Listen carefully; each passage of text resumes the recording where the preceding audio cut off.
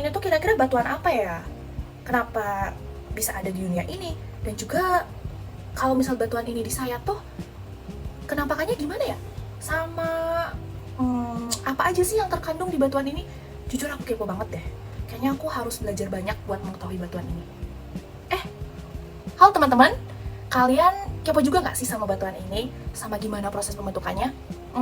Sama, aku juga ingin tahu gimana batuan ini bisa terbentuk. Dan ini tuh sebenarnya batuan apa sih? Oke, tapi sebelum itu aku akan memperkenalkan diriku dulu. Perkenalkan, aku Nika Deprita Gayatri Dewi dari program studi Teknik Geologi Angkatan 2024 dengan NIM 24543844 TK604448. Oke, seperti tadi yang aku bilang, di video ini aku akan menjelaskan bagaimana sih siklus batuan, terlebih lagi batuan sedimen silisiklastik. Nah, di video ini juga aku akan menjelaskan bagaimana batuan sedimen silisiklastik tersebut dalam segi petrologi, seperti sampel tangan ini. Kemudian, gimana sih kenampakan batuan ini ketika disayat, atau bisa kita bilang dalam kenampakan petrografi. Nah, selain itu, gimana sih batuan ini terbentuk, atau bisa kita bilang petrogenesanya gimana ya? Nah, aku udah yakin nih kalian penasaran banget. Aku juga penasaran. Maka dari itu, simak video ini dengan baik ya untuk mengetahui bagaimana batuan sedimen silisiklastik tersebut terbentuk, kenampakannya dalam petrologi dan petrografi. Yuk, tonton videonya! Nah, teman-teman, batuan sedimen itu bisa berasal dari 3 sumber batuan. Yang pertama ada batuan beku, yang kedua ada batuan metamorf, dan yang ketiga ada batuan sedimen itu sendiri. Nah, pertama-tama ketika batuan itu akan terangkat terlebih dahulu ke permukaan bumi, atau bisa kita sebut sebagai uplift. Nah, yang mengangkat mereka itu apa sih? Ternyata yang mengangkat mereka itu bisa disebabkan oleh adanya setting tektonik seperti gempa bumi atau pergeseran lempeng. Nah, ketika batuan tersebut sudah teruplift atau terangkatkan, mereka akan mengalami pelapukan karena mereka sudah berinteraksi dengan suhu atmosfer di permukaan bumi. Nah, pelapukan tersebut bisa terjadi secara fisika maupun kimia. Setelah mengalami pelapukan, ketiga batuan tersebut akan mengalami transportasi oleh beberapa media, contohnya seperti air dan angin yang biasa ada di Indonesia. Nah, media tersebut akan membawa mereka menuju ke tempat yang berbeda atau transportasi. Nah, ketika energi dari transportasi itu habis, batuan akan mengalami deposisi, dia akan mengendap. Nah, hal tersebut dinamakan proses sedimentasi. Untuk menjadi batuan sedimentasi tersebut harus melewati beberapa tahapan seperti kompaksi atau sementasi. Nah, kompaksi ini yaitu butiran-butiran yang hasil transportasi itu dia akan mengalami tekanan dan dia akan menyatu. Jadi terkompak. Jadi nanti batuannya tuh akan kompak dan menyatu menjadi batuan sedimen. Nah, sebelumnya juga ada namanya sementasi. Nah, sedimen-sedimen yang belum menjadi batuan itu akan mengalami tekanan juga dan akan mengalami penyatuan.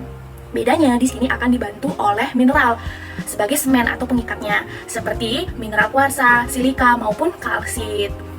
Nah, setelah mengalami proses sementasi dan kompaksi, jadilah batuan sedimen. Nah, di sini aku akan menjelaskan lebih detail mengenai batuan sedimen silisiklastik. Nah, batuan sedimen silisiklastik yang udah tadi aku jelaskan bahwa terdapat dari 3 sumber, batuan beku, batuan metamorf, dan batuan sedimen. Nah, di sini aku akan menjelaskan ciri-ciri mereka dalam petrologi maupun petrografi. Gimana sih kenampakan mereka dari ketiga sumber batuan tersebut? Pasti berbeda-beda.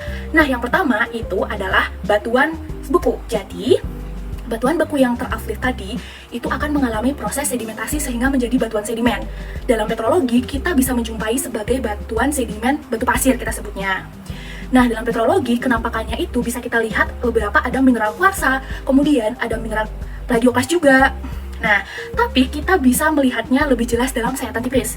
Kalau misalnya dia dalam sayatan tipis, seperti ini, kita bisa melihat butiran-butiran mineralnya itu lebih jelas. Dengan fragmen batuan beku itu juga lebih jelas. Seperti contohnya, ada yang di atas ini, yang di samping ada kuarsa monokristalin. Nah, kuarsa monokristalin ini itu mencirikan sumbernya itu batuan beku, karena kan kuarsanya belum menyatu, dia masih mempunyai long kontak gitu, jadi mereka tuh nggak menyatu. Nah, ini mencirikan sumber batuan ini itu berasal dari batuan beku, kuarsanya itu. Nah, kemudian selanjutnya kalau sumber batuan sedimen itu contohnya seperti kalau misalnya di petrologi itu seperti serpih ataupun batu pasir kuarsa juga bisa. Nah, kalau misalnya di petrologi itu sepertinya sama juga, kita bisa melihatnya batuan sedimen itu batu pasir. Nah, yang membedakan itu kita bisa melihatnya di sayatan tipis agar lebih jelas melihatnya. Di sayatan tipis itu kita bisa melihatnya seperti ini kuarsanya. Jadi kayak numpuk gitu loh, kayak sakroidal kuarsanya. Ya, ini menandakan bahwa batuan tersebut itu berasal dari batuan sedimen. Jadi kayak batuan sedimen itu udah terangkat, dia mengalami sementasi, jadi kuarsanya nyatu menyatu lagi gitu.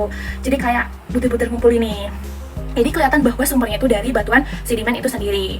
Next, terakhir dari sumber batuan metamorf. Nah, dari batuan metamorf ini nanti juga biasanya juga batuan sedimen siliklastik itu batu pasir. Akan tetapi mineralnya itu berasal dari batuan atau fragma itu berasal dari batuan metamorf. Nah, di sayatan tipis akan terlihat jelas seperti ini. Nah, mineralnya atau kuarsanya itu akan dia berbentuk polikristalin. Polikristalin itu jadi kuarsanya itu nyatu dia kayak karena kan ketekan gitu. Nah, proses metamorfisme kan ada proses tekanan sama burial kan. Nah, bagi dia neken dan nyatu karena tekanan yang tinggi yang menyebabkan kuarsanya itu menyatu. Jadi sebelum itu ada beberapa butir kuarsa karena tekanan yang suhu tinggi, jadi kuarsanya itu menyatu dan memiliki tekstur polikristalin seperti di sayatan ini. Nah, setelah sedimen siliklastik ini, batuan sedimen itu akan mengalami burial seperti kayak ditumpuk di bawah itu, ditanam, habis itu ada tekanan tinggi dan suhu yang tinggi, dia juga akan berubah menjadi batuan metamorf, teman-teman. Nah, setelah batuan metamorf, ketika batuan metamorf meleleh, itu akan menjadi magma. Nah, jadi magma itu dia juga akan bisa membentuk batuan beku. Jadi kembali lagi siklusnya mengulang seperti itu.